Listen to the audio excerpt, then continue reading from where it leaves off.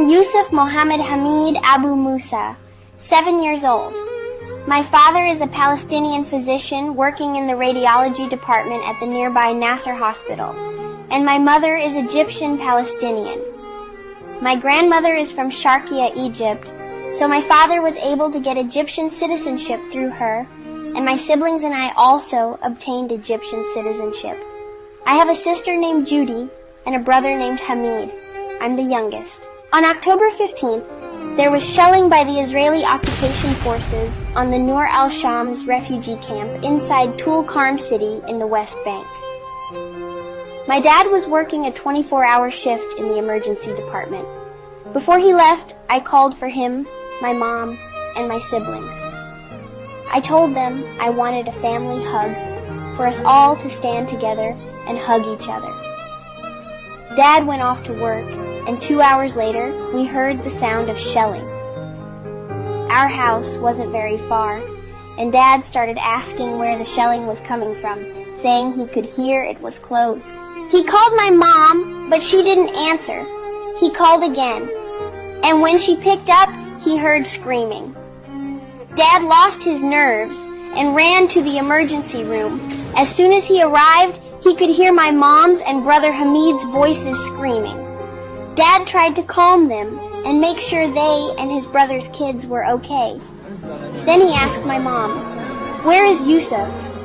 She said she didn't know where I was. Dad kept asking everyone around where I was, but everyone he asked would turn their face away, avoiding answering.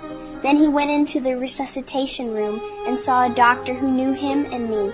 As soon as the doctor saw my dad, he didn't know what to say. Dad lost his nerves again and kept running around asking, "Where is Yusuf?" My mom had stopped too, and they were all saying, "Yusuf is 7 years old. His is a white sweet boy with curly hair." There was a photographer taking pictures of the injuries and events. He opened his camera and started showing my mom and dad the photos until my dad recognized me from my clothes in one of them.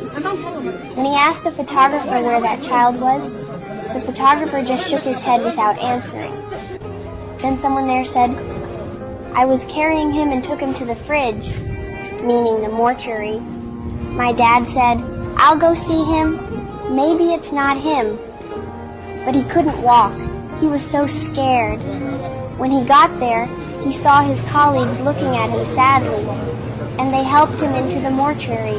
When my dad went in, he confirmed it was me, Yusuf, his son, whom he loved so much. When he looked at me, he felt like he was dying. He also found my older cousin, just 2 years older than me, and another older cousin, and his sister-in-law, whose husband couldn't recognize her because she was just body parts. As for my injured cousins, one had a compound fracture in his thigh, arm, shrapnel in his abdomen, and burns. His sister had a pelvic fracture and a deep wound to the bone in her back. When my dad saw all this, he couldn't speak except to say, "Praise God, and God is sufficient for us. Most excellent is the protector."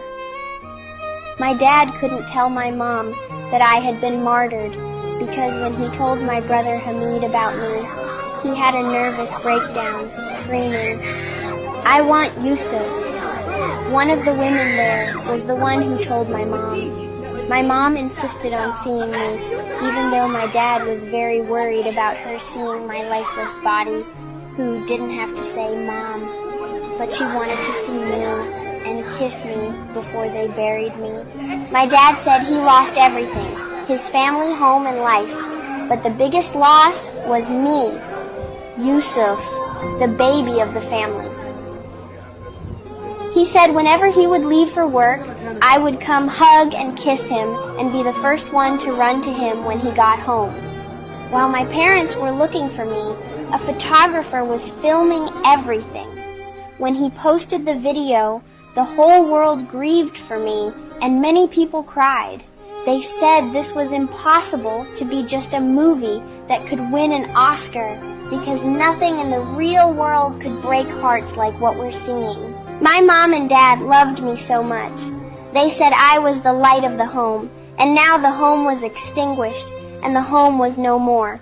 They commended me to God as one of the martyrs.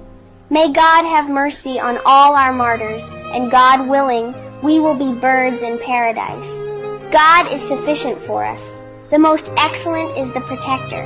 My heart breaks to share this brutality taking place in Gaza and ethnic cleansing across Palestine. If your heart breaks too, contribute to stop this genocide.